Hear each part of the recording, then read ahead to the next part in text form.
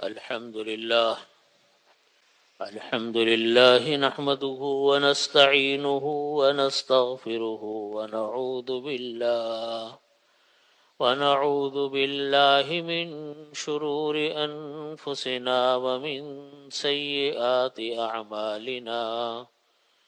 من يهده الله فلا مضل له ومن يضلله فلا هادي له، وأشهد أن لا إله إلا الله وحده لا شريك له، ونشهد أن سيدنا وسندنا ومولانا محمدا عبده ورسوله. وقال رسول الله صلى الله عليه وسلم: أربع إذا كن فيك فلا عليك ما فاتك من الدنيا: حفظ أمانة وصدق حديث وحسن خليقة وعفة في طعمة، أو كما قال صلى الله عليه وسلم. بزرگان محترم سامعین، میں نے نبی کریم صلی اللہ علیہ وسلم کی ایک حدیث شریف تلاوت کی ہے، جس میں نبی کریم صلی اللہ علیہ وسلم نے ارشاد فرمایا کہ چار چیزیں ایسی ہیں اگر آپ لوگوں کو حاصل ہو جائیں تو دنیا کی ساری چیزیں ختم ہو جائیں تو تمہارا کوئی نقصان نہیں ہے. اربع اذا کن فیک، چار چیزیں ایسی ہیں کہ اگر وہ آپ لوگوں کے اندر پیدا ہو جائیں، فلا علیک ما فاتک من الدنیا، تو کوئی حرج نہیں ہے اگر دنیا کی ساری چیزیں تم سے چلی جائیں. وہ اتنی بڑی چیز ہے. پہلی چیز ارشاد فرمائی: حفظ حدیث، حفظ امانت، صدق حدیث، وحسن خلیقت، وعفت فی طعمت. چار چیزیں کہنے کو یہ چار ہیں، لیکن ہر چیز میں سے شاخیں در شاخیں نکلتی ہیں. ہم اور آپ جب سوچنے بیٹھیں نبی کریم صلی اللہ علیہ وسلم کے اس فرمان کو، اس حدیث کو، تو اندازہ ہوتا ہے کہ نام تو چار کا ہے لیکن اس کا تعلق پوری زندگی کے ساتھ، ہر مرحلے پر. تو فرمایا کہ چار چیزیں ایسی ہیں کہ اگر ہمارے آپ کے اندر پیدا ہو جائیں تو دنیا کی چیزیں فوت ہو جائیں تو کوئی اور حرج کی بات نہیں، انسان کو سب کچھ مل گیا.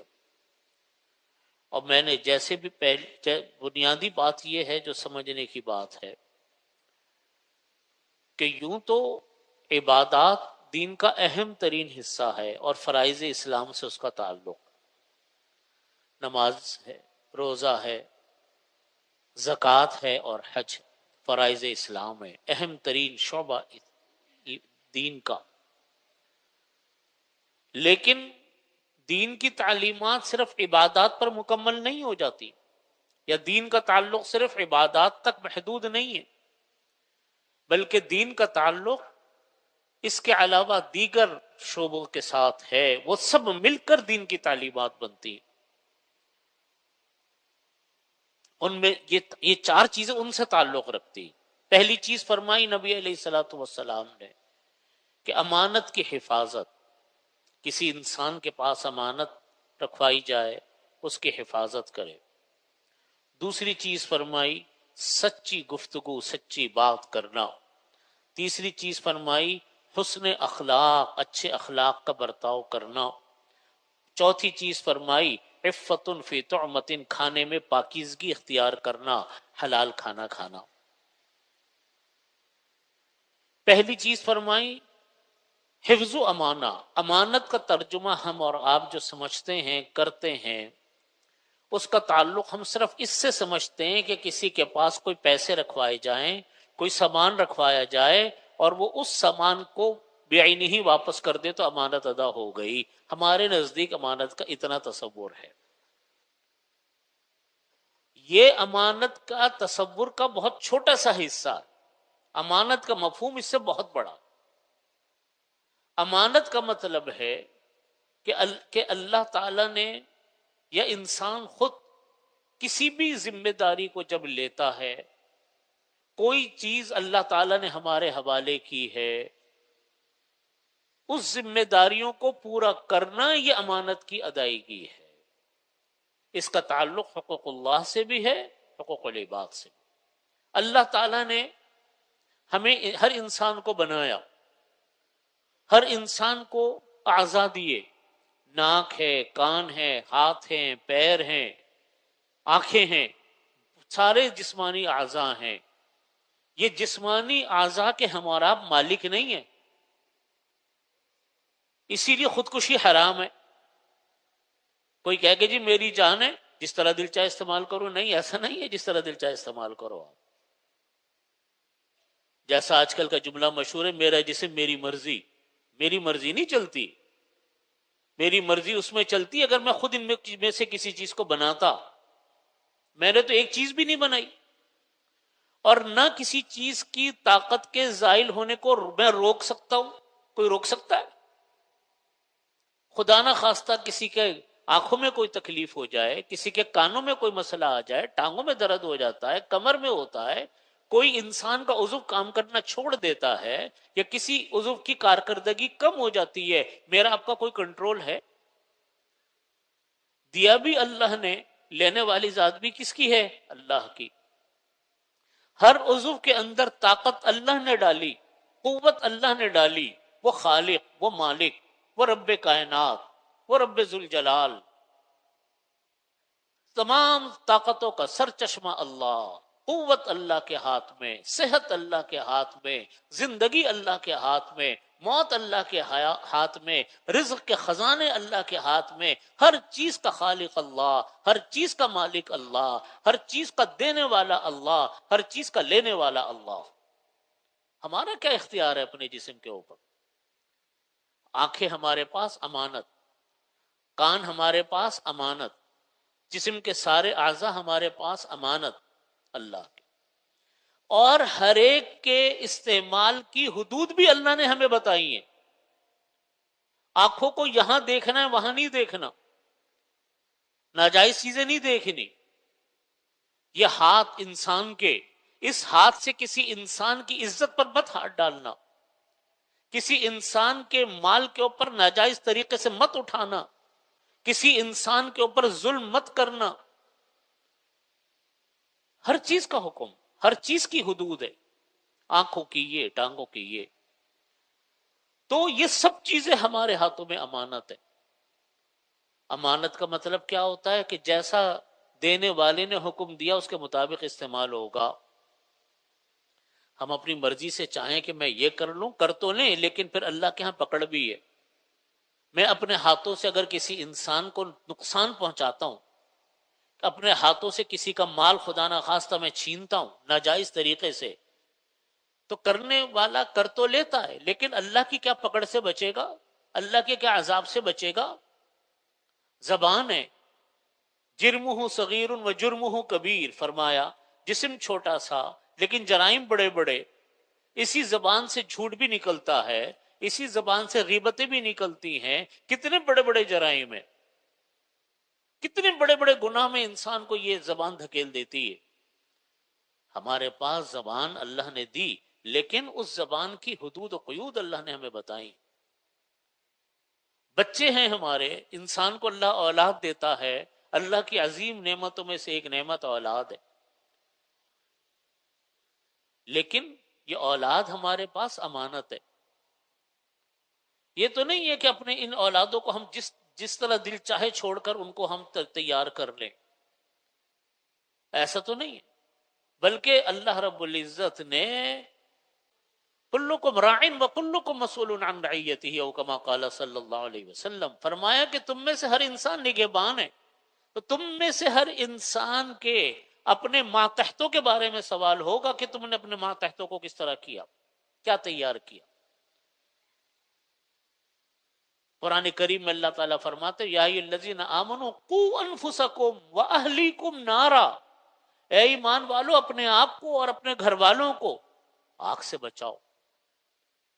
تنہا ہم نمازیں پڑھیں اور مطمئن ہو کہ جی ہم نے نمازیں پڑھ لی، لیکن گھر میں ہمارے بچے نہیں آئے نماز کے لیے، ہمارے بچوں نے نمازیں نہیں پڑھی، ان کی نمازیں قضا ہوئیں، انہوں نے روزے نہیں رکھے، انہوں نے فرائض کو نہیں پورا کیا، یا غلط صحبتوں میں جائیں اور ہم مطمئن ہیں کہ جی میں نے اپنا فریضہ پورا کر لیا، اللہ رب العزت فرماتے اپنے آپ اور اپنے گھر والوں کو آگ سے بچاؤ۔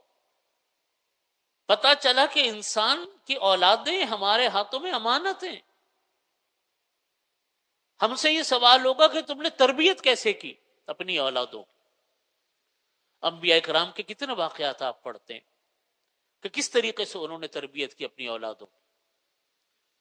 اگر کسی نبی کی اولاد نے ان کی بات نہیں مانی تو نبی نے کوششیں پوری کی۔ حضرت نوح علیہ الصلوۃ والسلام کے بارے میں آتا ہے کہ ان کا بیٹا آخر وقت تک اپنے باپ سے، حضرت نوح علیہ السلام سے بحث کرتا رہا کہ ابا کوئی بات نہیں، اگر پانی کا عذاب آیا بھی تو میں پہاڑ پہ چڑھ جاؤں گا۔ انہوں نے کہا کہ بیٹا یہ ایسا پانی کا عذاب نہیں آنا کہ پہاڑ پہ چڑھ کے بچت ہو جائے گی۔ وحال بینہم الموج، جن دونوں کے درمیان میں قرآن کریم نے فرمایا کہ پانی کی موج حائل ہو گئی، تباہ ہو گیا۔ اتنی فکر فرمائی۔ وَكَانَ يَأْمُرُ أَهْلَهُ بِالصَّلَاةِ وَالزَّكَاةِ، قرآن کریم میں آیا کہ انبیاء کرام کی شان یہ تھی کہ اپنی اولاد کو یہ نماز روزے کے بارے میں حکم فرماتے رہتے تھے، تاکید کرتے رہتے تھے۔ حضرت یوسف علیہ السلام غائب ہو گئے، گم ہو گئے۔ لمبا واقعہ، سورہ یوسف پوری قرآن کریم میں آئی ہے، پورا واقعہ اللہ رب العزت نے بیان فرمایا۔ بچپن میں غائب ہوئے تھے، چھوٹے سے بچے تھے، غائب ہوئے تھے، جب ملے تو یعقوب علیہ السلام جو ان کے والد تھے وہ رو رو کے نابینا ہو گئے ان کی یاد میں۔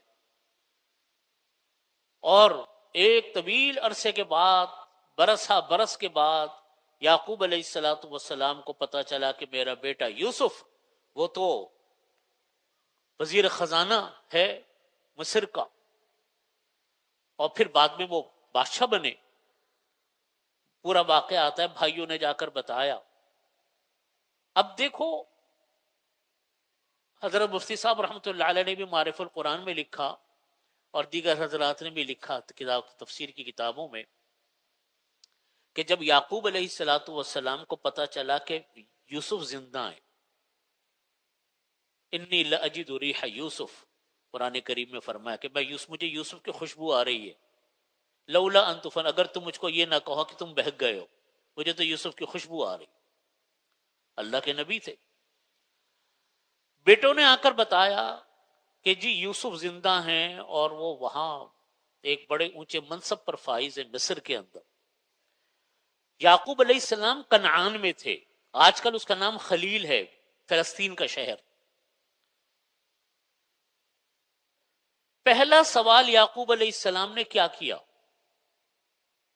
یوسف کے بارے، بھائی مل کر آئے تھے، غلہ لینے گئے تھے، یہ نہیں پوچھا کہ اس کی صحت کیسی ہے، کچھ نہیں پوچھا۔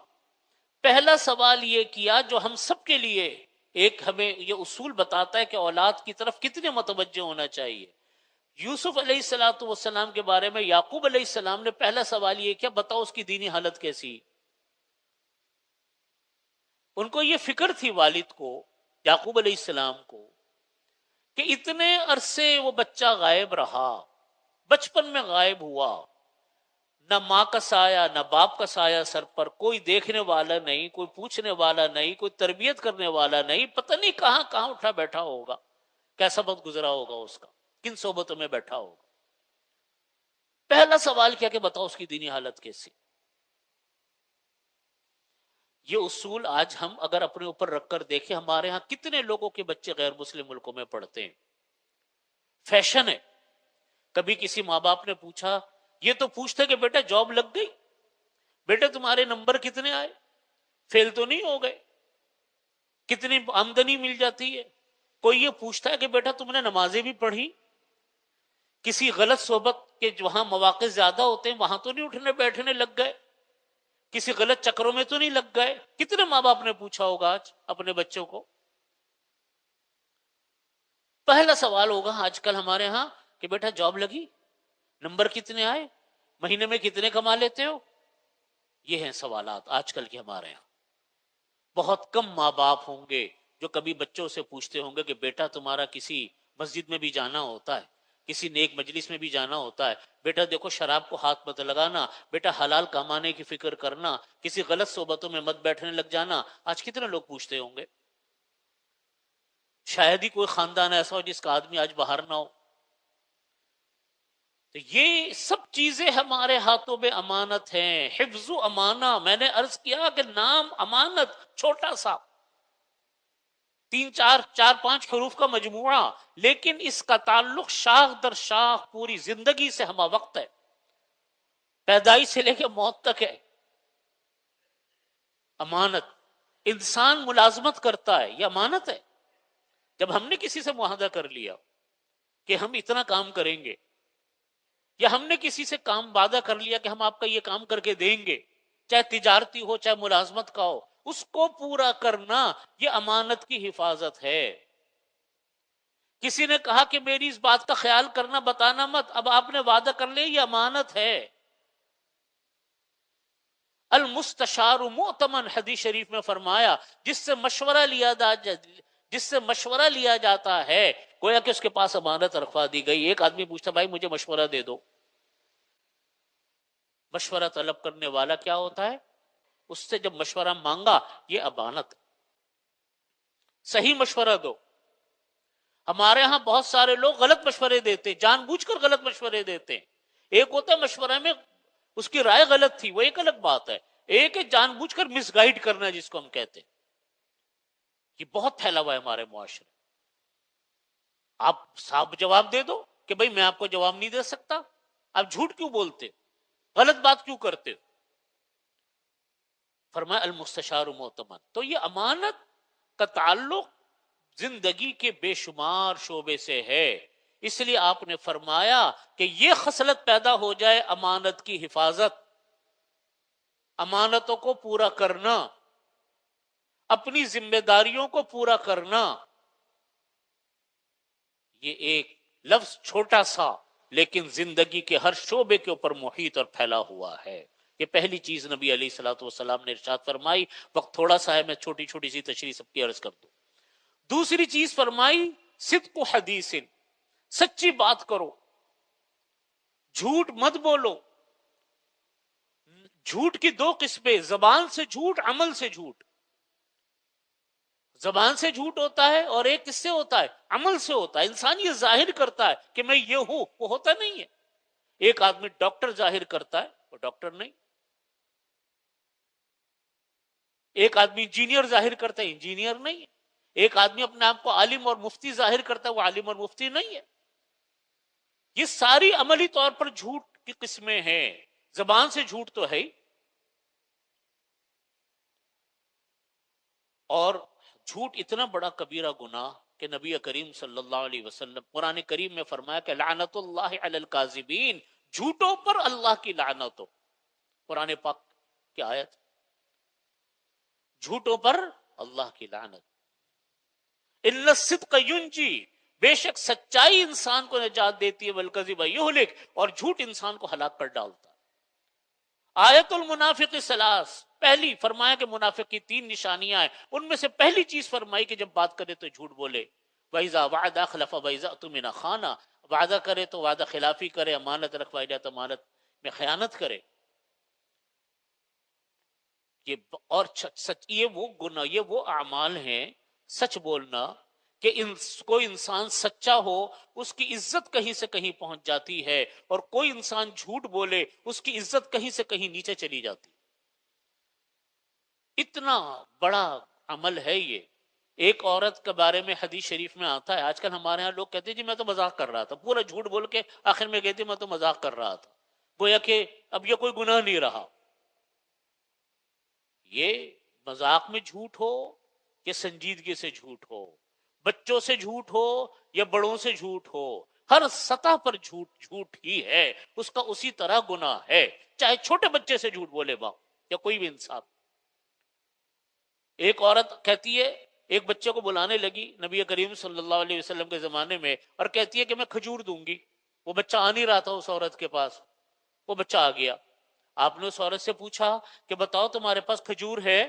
اس نے کہا ہے یا رسول اللہ۔ آپ نے فرمایا ٹھیک ہے، اگر تمہارے ہاتھ میں کھجور نہ ہوتی تو یہ اس بچے کے ساتھ جھوٹ بولنا ہوتا۔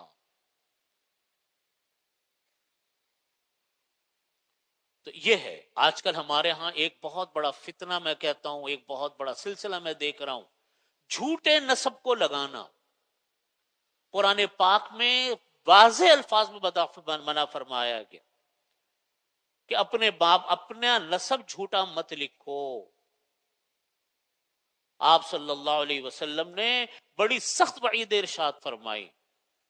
قرآن پاک میں اللہ رب العزت نے آیتوں میں بیان فرمایا۔ حضرت زید بن حارثہ رضی اللہ عنہ کو لوگ کہتے تھے آپ صلی اللہ علیہ وسلم کے منہ بولے بیٹے تھے، حضرت زید رضی اللہ عنہ، تو لوگوں نے ان کو زید بن محمد کہنا شروع کر دیا تھا، زید بن محمد۔ تو قرآن پاک کی آیت نازل ہوئی اور منع فرمایا گیا۔ آج کل ہمارے ہاں یہ جو خاندانی نام ہوتے ہیں، نسبی نام ہوتے ہیں، صدیقی ہے، فاروقی ہے، عثمانی ہے، علوی ہے، سید ہے، عباسی ہے، انصاری ہے، یہ خاندانی نام ہے، یہ نسبی نام ہے۔ یہ جب کسی کے ساتھ کوئی نسبی نسبت، ایک ہوتا ہے علاقائی نسبت، کراچوی، پاکستانی، یہ ایک علاقائی نسبت ہے، اور ایک ہوتی ہے نسبی نسبت کہ اس کا تعلق، یہ ہم جب نسب کوئی بولتے صدیقی، اس کا مطلب کیا ہوتا ہے کہ ان کا خاندان نسب کس سے مل رہا ہے؟ حضرت ابوبکر صدیق رضی اللہ عنہ سے، فاروقی حضرت عمر فاروق سے، عثمانی حضرت عثمان غنی رضی اللہ عنہ سے، علوی حضرت علی رضی اللہ عنہ سے، انصاری حضرت ابو ایوب انصاری رضی اللہ عنہ سے، حضرت عباسی حضرت عباس رضی اللہ عنہ سے۔ ایک آدمی نے اپنے نام کے ساتھ فاروقی لگا لی، ایک نے عباسی لگا لیا، بھئی مجھے نام پسند آیا میں نے لگا لیا۔ یہ آج کل بہت عام ہے، یہ سب جھوٹ کی قسمیں، جھوٹ کی بھی قسم ہے۔ اور نسب کے بارے میں تو بیان فرمایا گیا کہ نسب کو غلط بتانا یہ سخت ترین گناہ ہے، اس لیے فرمایا کہ یہ جھوٹ، صدق و حدیث، سچ بولو، جھوٹ کسی قیمت پر مت بولنا۔ تیسری چیز ارشاد فرمائی نبی کریم صلی اللہ علیہ وسلم نے، حسن و خلیقتین، اچھے اخلاق اپناؤ، اچھے اخلاق اپناؤ، حسن اخلاق کا مظاہرہ کرو، جیسا نبی کریم صلی اللہ علیہ وسلم فرماتے تھے۔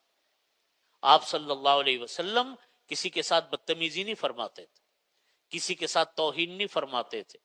ایک صحابی آئے مسجد نبوی علی صاحب صلاۃ والسلام، نیا نیا اسلام کس میں لوگ داخل ہو رہے تھے، انہوں نے مسجد نبوی کے اندر آ کر صحن میں پیشاب کرنا شروع کر دیے۔ بدو تھے، ان کو معلوم نہیں تھا۔ اب لوگ دوڑے ان کو روکنے کے لیے کہ بھئی مسجد میں کھڑے ہو کے پیشاب کر رہے ہیں۔ تو آپ صلی اللہ علیہ وسلم نے صحابہ کرام کو منع کیا کہ ان کو روکنا مت، فارغ ہونے دو ان کو فارغ ہونے دیا۔ پھر آپ نے ان کو بلایا، اب سب سمجھے کہ یہ آپ صلی اللہ علیہ وسلم پتہ نہیں کیا کریں گے ان کے ساتھ۔ ان کو بلایا آپ نے ان کو بڑی محبت سے سمجھایا کہ دیکھو مسجد اللہ کا گھر ہے، یہ پاکی کی جگہ ہے، لوگ یہاں نمازیں پڑھتے ہیں، گندگی یہاں نہیں پھیلانی چاہیے، سارے احکامات بتائے۔ اور صحابہ کرام کو فرمایا کہ جہاں انہوں نے کچی زمین تھی، آپ نے فرمایا کہ جہاں انہوں نے یہ کیا تو وہاں پر آپ مٹی ڈال دو۔ اب صحابی فرماتے کہ اتنے آپ نے محبت سے، اتنے پیار سے ان کو سمجھایا کہ ہم حیران ہو گئے کہ کس طریقے سے آپ ان کے ساتھ گفتگو فرمائے۔ تو حسن اخلاق، کسی کے ساتھ اچھے اخلاق سے پیش آنا۔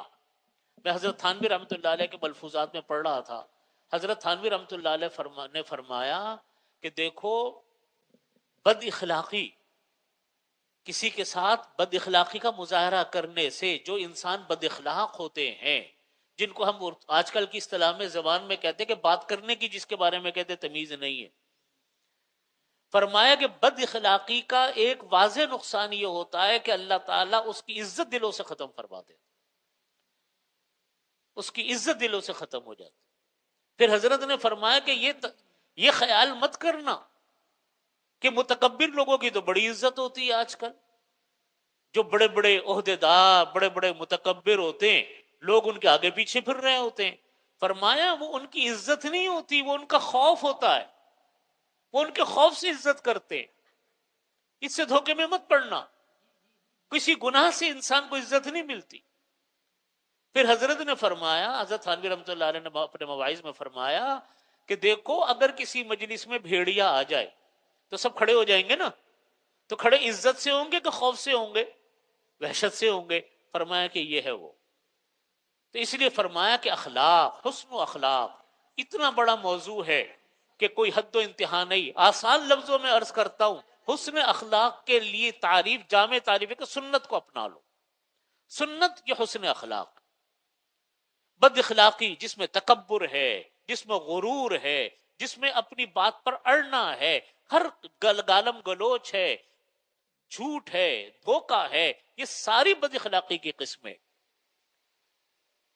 اور چوتھی چیز فرمائی نبی کریم صلی اللہ علیہ وسلم نے، عفت فی طعمت، کھانے میں پاکیزگی اختیار کرو، لقمہ حلال اختیار کرو۔